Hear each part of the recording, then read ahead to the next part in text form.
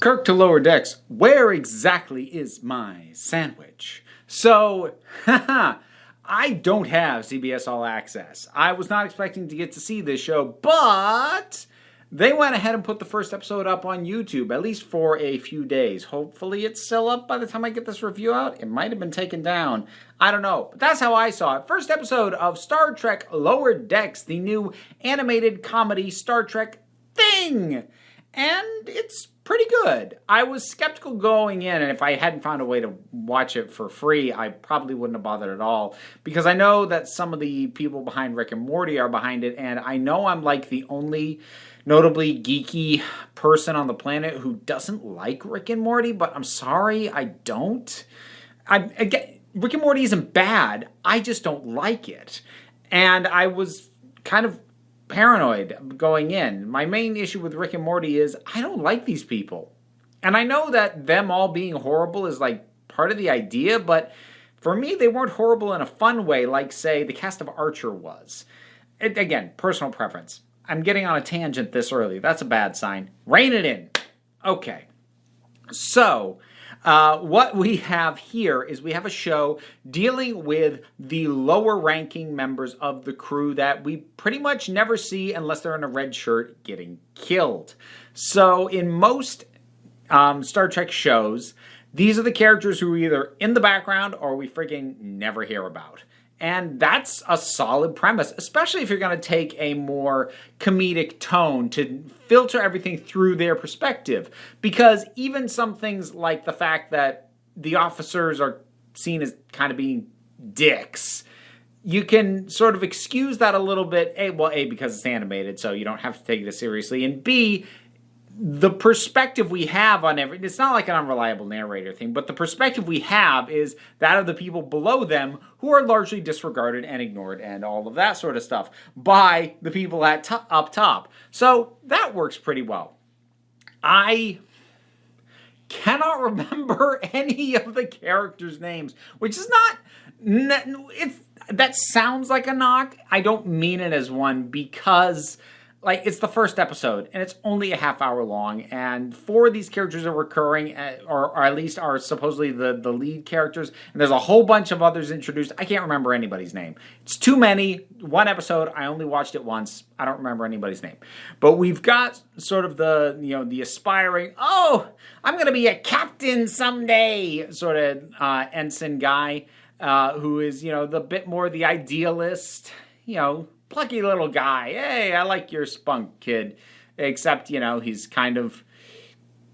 just kind of narrow-minded and not kind of lacking a sense of fun. There's his friend, Mariner. That was her name, I think. She is someone who is at the same rank as this guy, but he wants to move up. Mariner's just like, heck with that. I like it where I am. I'm good. Why would you want to get up there? Sucks up there. I like it here. So they play well off each other. That's a good contrast. We have a new member of the crew who is new to the medical team, which that is cool because I feel like it seems like most of the time on Star Trek, the entire medbay is like the doctor, whoever that is, whether it be someone like Beverly Crusher or the hologram interface. Like, you barely ever see anyone else up in there.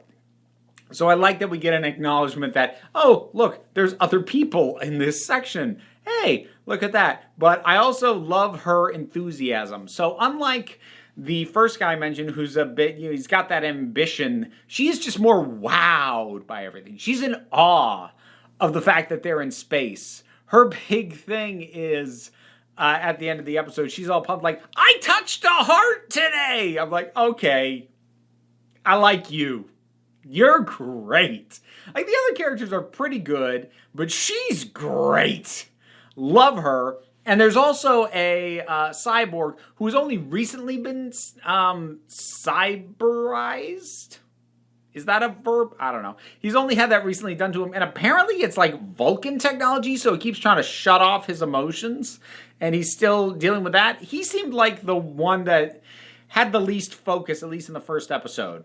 Like, they had this premise for a character, but I don't know why.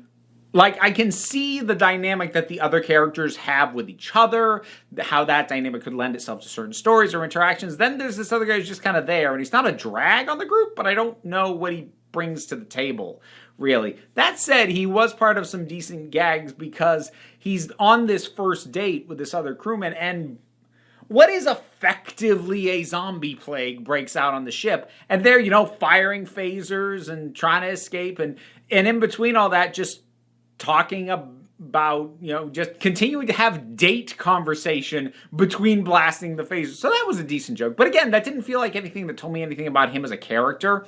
It was just a thing they did. And the animation style looks good.